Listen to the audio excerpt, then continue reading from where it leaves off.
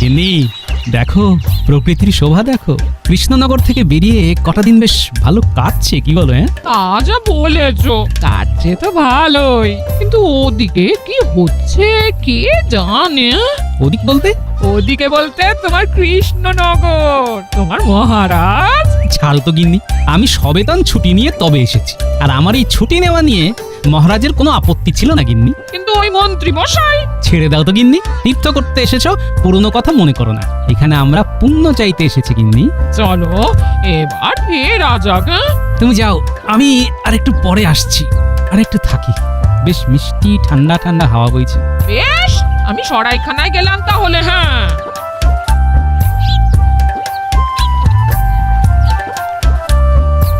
মহাশয়, আপনাকে দেখে মনে হয় আপনি খুব জ্ঞানী ব্যক্তি। মনে হবার কারণ? অল্প অল্প কথা বলেন, নীরবে থাকতেই পছন্দ করেন বলে আমার মনে হয়। আপনার অনুমান যথার্থ। আসলে আমি নীরব থাকতেই বেশি পছন্দ করি। এই আপনি এত বড় ব্যক্তি, আপনাকে বলতে সাহস হয় না, তবু বলি। আহা, আপনি এত কুণ্ঠা করছেন কেন? যা বলার বলে দিন, নিঃসংকোচে বলে দিন। দয়া করে যদি আপনি আমার ঘরে আসেন, তাহলে আমি আপনাকে একটা জিনিস দেখাতে পারি, এবং আমি স্থির নিশ্চিত যে আপনি ওই জিনিসটি দেখলে খুব তৃপ্তি পাবেন। কি এমন জিনিস রে বাবা, যেটা দেখে আমি খুব তৃপ্তি পাবো? না আমাকে নিয়ে যাবার পেছনে অন্য কোনো উদ্দেশ্য আছে? যাকে দেখাই যাক। কি ভাবছেন, আপনাকে আমার বাড়ি নিয়ে যাওয়ার অন্য কোনো উদ্দেশ্য আছে কিনা? বাবা, এই যে দেখি মনের কথা একদম গড়গড় করে বলে দিচ্ছে। হ্যাঁ, ভাবছেন তো আমি মনের কথা গড়গড় করে কিভাবে বলতে পারি? না আর কিছু ভাববো না। আমি যা ভাবছি সেটাই তো আপনি বলে দিচ্ছেন। আমি ভেবে কেন কষ্ট করি? আপনিও পারবেন। চলুন চলুন, আমার বাড়িতে চলুন, আপনাকে আমি বুঝিয়ে বলবো। আচ্ছা, আপনার বাড়ি গেলে আমাকে কি বোঝাবেন সেটা আমাকে এখনই একটু বুঝিয়ে বলুন দেখি। এই যে আমার বিদ্যের বোঝা, সেই বোঝাটিকে নামাতে চাই। বিদ্যাকে বোঝা বলছেন? এটা কি ঠিক? বর্তমানে ওটি আমার কাছে বোঝাই হয়ে উঠেছে। আমি উপযুক্ত পাত্রের হাতে সমর্পণ করে তবে আর আর আর আর আমার চোখে আপনিই সেই উপযুক্ত। কিন্তু একটি ভালো বিদ্যার হাত থেকে মুক্ত হতে চান কেন? আসল কথাটা যদি বলে ফেলি, তাহলে উনি আমার এই বোঝা নিতে রাজি হবেন না। হ্যাঁ মহাশয়, মহাশয়, আমার সংসার আদি নেই, একা মানুষ। মনের ইচ্ছে শেষ বয়সে উত্তরে হিমালয়ে গিয়ে তপস্যা করি। তাই অথচ গুরুর নির্দেশ তো উপযুক্ত পাত্রের হাতে বিদ্যা সমর্পণ করে তবেই যেতে পারবো। তা আমাকে কি করতে হবে? কিচ্ছু করতে হবে না, শুধু আমার বাড়িতে যেতে হবে। সেখানে গিয়ে দেখবেন এই বিদ্যা আপনাকে আমি অর্পণ করবো। চল চল চল চলুন।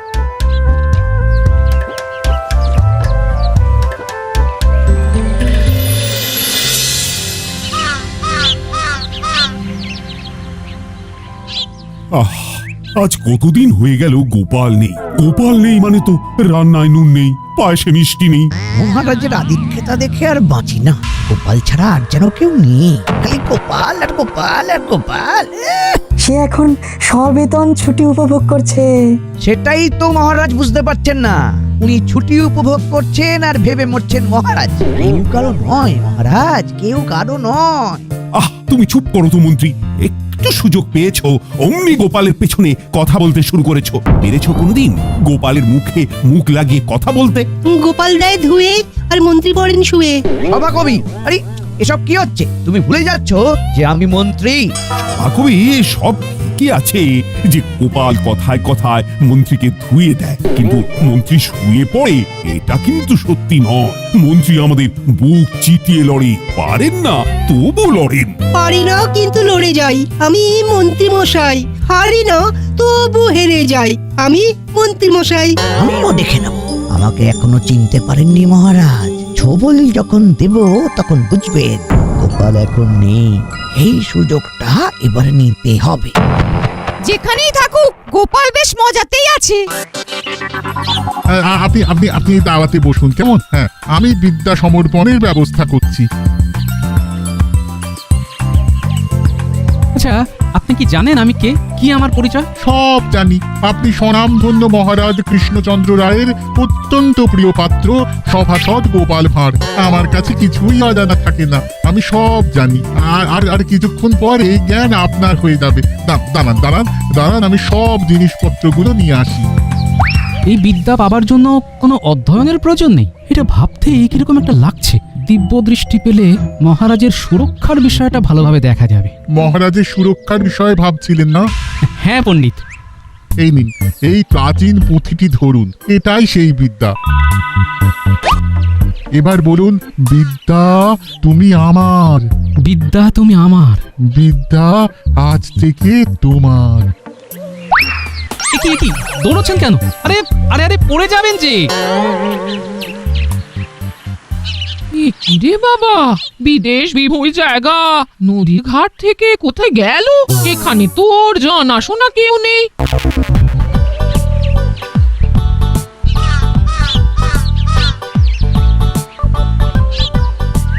কি গো, এত দেরি হলো? তুমি আসছো না দেখে আমি নদীর ধারে গিয়েছিলাম, সেখানে গিয়েও তুমি ছিলে না। বলে গেছিলে কোথায়?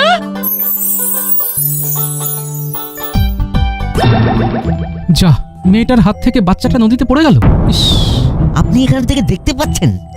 মেয়েটার হাত থেকে বাচ্চা নদীতে পড়ে গেল। তাই তো দেখলাম, স্পষ্ট দেখলাম মেয়েটার হাত থেকে বাচ্চাটা পড়ে গেল, বাচ্চাটা বেঁচে গেছে। কি গো, কিসব উল্টো পাল্টা বকছো? এ মেয়ে কোথায় পড়লো? পড়লো আবার বেঁচে গেল? হ্যাঁ, আমি দেখতে পাচ্ছি গিন্নি। এও কি সম্ভব নাকি? সব দেখতে পাচ্ছে। দূর, ভুল আর বকছে। চলো তো আমরা আমাদের কাজে যাই। যা বলেছো।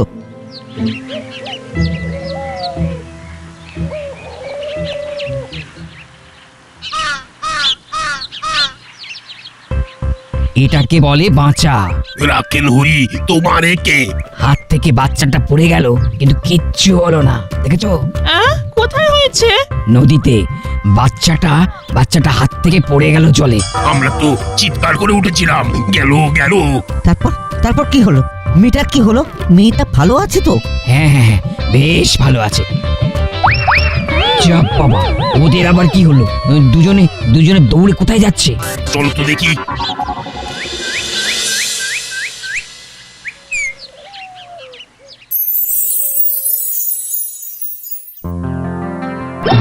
যা, মহারাজ পা পিছলে পড়ে গেলেন।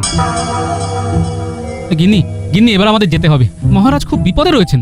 সেই তখন থেকে কি সব বলে চেঁচিয়ে উঠছো? হ্যাঁ গো, তোমার মাথা ঠিক আছে তো? আমরা আজই রওনা দেবো গিন্নি, আমাদের চলে যেতে হবে, মহারাজের বিপদ।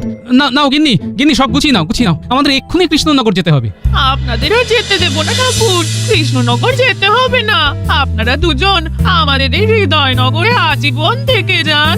হে ঠাকুর, আমার ভবিষ্যতে কি আছে একটু বলে দিন না, সময় একদম খারাপ চলছে।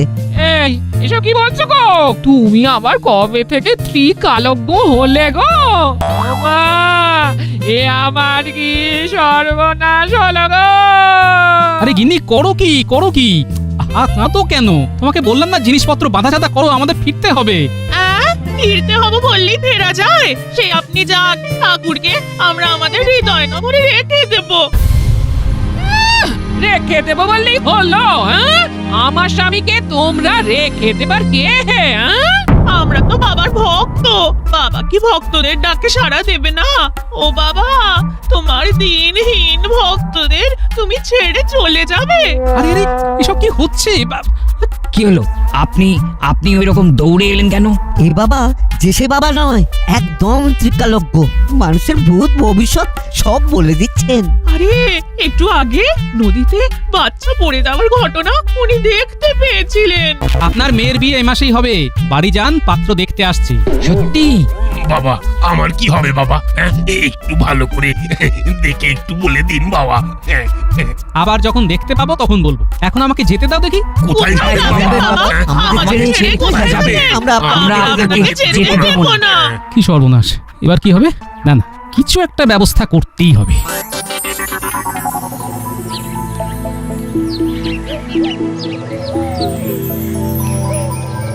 ঘটা এই হলো সুবর্ণ সুযোগ। গোপাল নেই, এই সুযোগটাকেই কাজে লাগাতে হবে, বুঝলি? কি করবেন কিছু ভেবেছেন? না, সেটা ভাবতেই তো তোদের কাছে এসেছি। একসাথে ভাবতে হবে, একসাথে। কি করতে হবে মানে? ওই কি ভাবতে হবে সেটা তো বলুন। মহারাজকে একটা শিক্ষা দিতে হবে, এমন শিক্ষা দেব যে গোপাল করা ভুলে যাবেন।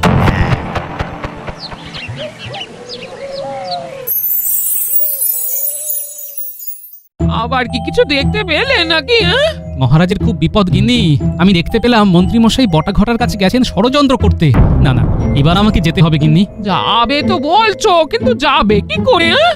লোকজন তো সব ঘিরে আছে, দরজা খুলে দেখো না, সবাই কিরকম তোমাকে পাহারা দিচ্ছে। হ্যাঁ, দেখি একবার।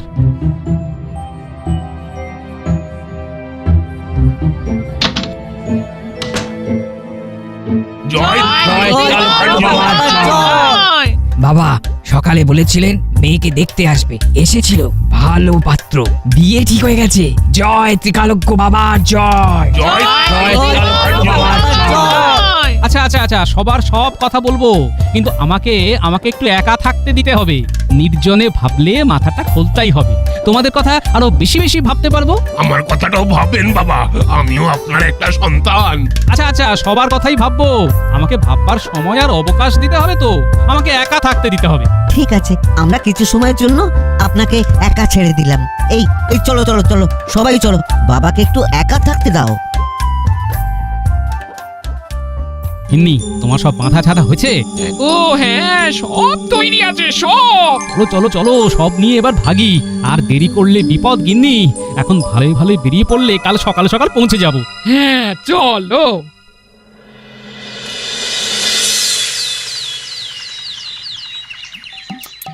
কিরে ঘটা ঘটা, আমি নেই বলে সাপের 5 পা দেখতে শুরু করেছিস? কি যে বলো না গোপাল দাদা, তোমার যত মন্দ কথা, আমরা অতটা খারাপ নই যেটা তুমি ভাবো। তাই নাকি? কাল তোরা রাজামশাইয়ের ক্ষতির কথা চিন্তা করিসনি? রাজামশাইয়ের ক্ষতি?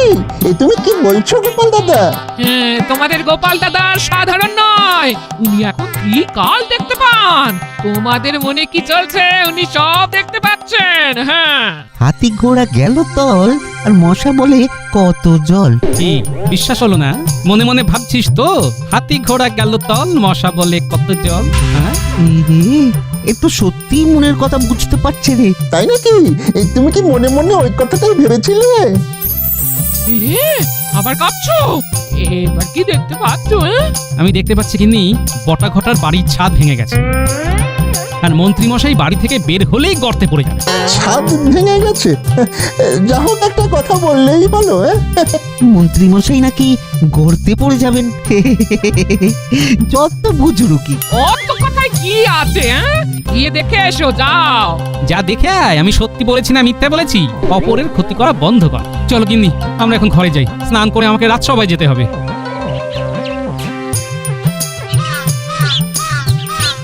ঘটা, গোপাল দাদার কথাগুলো যেন কেমন কেমন না? গোপাল দাদা সত্যি ত্রিকালজ্ঞ হয়ে গেছে নাকি রে? ওই লাগলে তুক আর না লাগলে তাক। এই চল বাড়ি যাই, দেখি আমাদের বাড়ির ছাদ সত্যি ভেঙেছে না আস্ত আছে। চল।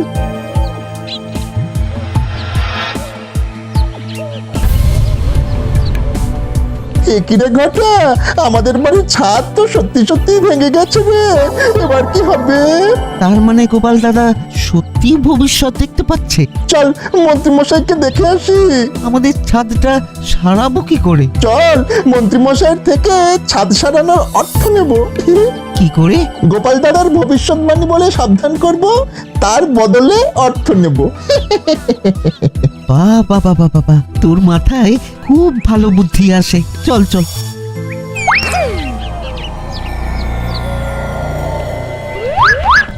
নটা নে, দুজনে মিলে মন্ত্রীমশাইকে ডাকি। মন্ত্রীমশাইয়ের ঘুম বড় করা। ঠিক বলেছিস, নে নে শুরু কর। মন্ত্রী মশাই, ও মন্ত্রী মশাই। এই শুনছো, তোমার বটা ঘটা এসেছে, তোমাকে ডাকছে। এই মন্ত্রীমশাই, ও মন্ত্রীমশাই, খুব বিপদে আছি, গোপাল দাদা চলে এসেছে। কি বললো? গোপাল ফিরে এসেছে এত তাড়াতাড়ি? ডাকো ডাকো ডাকো ডাকো, ওদের ডাকো। না না না, থাক থাক, আমি যাচ্ছি ডাকতে। এই কি বলছিস? গোপাল এসে গেছে? এই এত তাড়াতাড়ি তো আসার কথা ছিল না। শুধু আসেননি, দিব্য বৃষ্টি নিয়ে এসেছে। সে আবার কি? গোপাল সব দেখতে পাচ্ছে, আমাদের দেখে সব বলে দিল। বললো ছাদ ভেঙে যাবে, গিয়ে দেখলাম ছাদ ভেঙে গেছে। আমরা বাড়ি সারাবার জন্য কিছু অনুদান চাইতে এসেছি। আরেকটা কথা না বললেই নয়, গোপাল দাদা আপনার সম্পর্কেও একটা ভবিষ্যৎবাণী করেছে। কি বলেছে? বলেছে আপনি ঘর থেকে বেরোলেই গর্তে পড়ে যাবেন। যত ভুলভাল চিন্তা। ধ্যাৎ, গোপাল চালাকি করছে। গোপালের মাথায় কুবুদ্ধির একটা আস্ত কারখানা আছে, সেটা জানো না? আমাদের মনের কথা বলে দিচ্ছে যে ওটাও চালাকি, ও ভীষণ চালু। শোন, ও সব সময় আমাদের সন্দেহ করে, সেই জন্য ও ওই কথাগুলো অত সহজে বলতে পেরেছে। কেন? আরে আমরা শয়নে, স্বপ্নে, নিদ্রায়, জাগরণে সবসময় কিভাবে গোপালের ক্ষতি করা যায়, মহারাজের ক্ষতি করা যায়, তাই আন্দাজে ঢিল মেরেছে, আর তোরা অমনি উগড়ে দিয়েছিস। আর ছাদ ভাঙার ব্যাপারটা ওটাও একটা ঘটে গেছে। তোদের কতদিন বলেছি যে আম গাছের ওই শুকনো ডালটা কেটে দে, তোরা শুনিসনি। সেসব ঠিক আছে, কিন্তু আমাদের ছাদটা সারাই করবার জন্য কিছু অর্থ দিতে পারেন? দেখছি এখন এই সাত সকালে অর্থ করিস না তো। বাড়ি যা, তোরাও বুজরুকি দিয়ে আমার থেকে মোহর বার করতে চাস? তোরা এখন যা যা যা। শেষবার যখন বাবা বলেছিল কাল আসিস, তুমি কি কখনো এমন একজন মানুষকে হারিয়েছ যাকে তুমি ভেবেছিলে আরেকদিন দেখা করব? সবচেয়ে ভয়ঙ্কর ব্যাপার জানো কি, জীবন আমাদের কখনো বলে না কোনটা শেষ দেখা, কোনটা শেষ কথা, কোনটা শেষবারের মতো জড়িয়ে ধরা। শেষবার যখন বাবার সঙ্গে আমার কথা হয়েছিল, বাবা শুধু বলেছিল কালকে একটু সময় করে আসিস, তোকে একটা কথা বলবো। আমি খুব স্বাভাবিকভাবেই বলেছিলাম আচ্ছা বাবা, কাল আসব। কিন্তু সেই কালটা আর কোনোদিন আসেনি। আমার বাবা খুব সাধারণ একজন মানুষ ছিলেন। বড় কোনো চাকরি ছিল না, অনেক টাকা পয়সাও ছিল না। একটা ছোট দোকানে কাজ করতেন। ভোরে ঘুম থেকে উঠে বেরিয়ে যেতেন আর ফিরতেন অনেক রাতে। আমি ছোটবেলায় বাবাকে খুব কমই দেখতে পেতাম। বাবা সকালে বের হওয়ার সময় আমি ঘুমিয়ে থাকতাম। রাতে ফিরলে অনেক সময় আমি আবার ঘুমিয়ে পড়তাম। তবুও প্রতিদিন সকালে বের হওয়ার আগে বাবা আমার মাথায় হাত রেখে যেতেন। একদিন জিজ্ঞেস করেছিলাম, বাবা তুমি প্রতিদিন আমার মাথায় হাত দাও কেন? বাবা হেসে বলেছিল, তুই ঘুমিয়ে থাকিস তো, জেগে থাকলে আবার লজ্জা পাবি। আমি হেসেছিলাম, তখন বুঝিনি কিছু মানুষ ভালোবাসা মুখে বলতে পারে না, তারা ছোট ছোট কাজের মধ্যে ভালোবাসা রেখে যায়। বাবা খুব বেশি কথা বলতেন না। আমি কোনো সমস্যায় পড়লে তিনি শুধু বলতেন, ভুল করলে ঠিক করে নিস, কিন্তু মানুষের কথায় ভেঙে পড়িস না।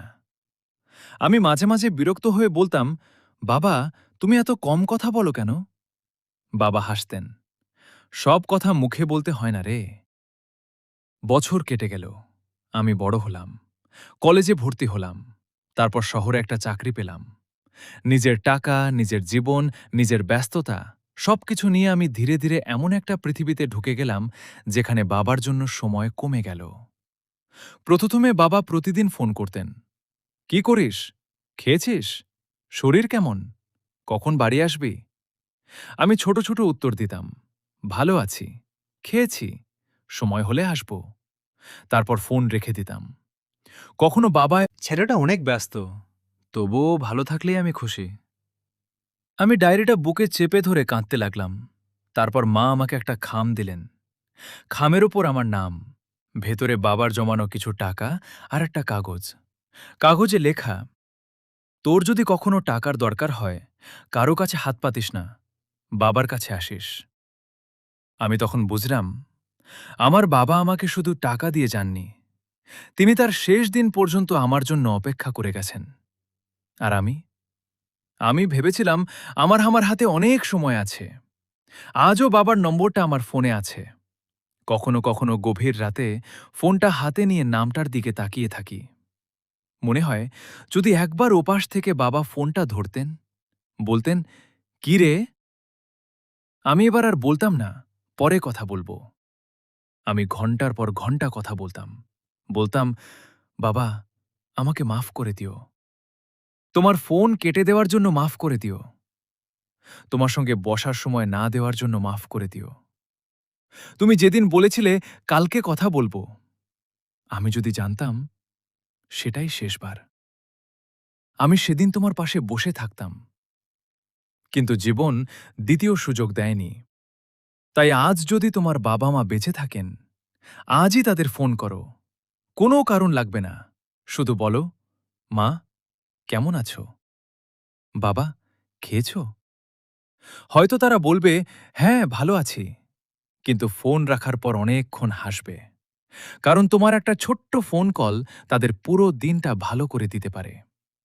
মনে রেখো, টাকা আবার আসবে, সময়ের অভাবও একদিন থাকবে না, কিন্তু চলে যাওয়া মানুষটা আর কোনোদিন ফিরে আসবে না। তাই যার সঙ্গে দেখা করার ইচ্ছে আছে আজই দেখা করো, যার ফোন ধরার সময় নেই আজ একটু সময় বের করো। কারণ জীবনের সবচেয়ে কষ্টের বাক্য হল, ইস, আরেকটু আগে যদি। আর সবচেয়ে কষ্টের সত্যি হল, শেষবার যখন দেখা হয়েছিল তখন আমরা জানতাম না সেটাই শেষ। তাই আজই ভালোবাসার মানুষটাকে ভালোবাসার কথাটা বলে দাও, কারণ ভালোবাসার জন্য কাল বলে কিছু নেই।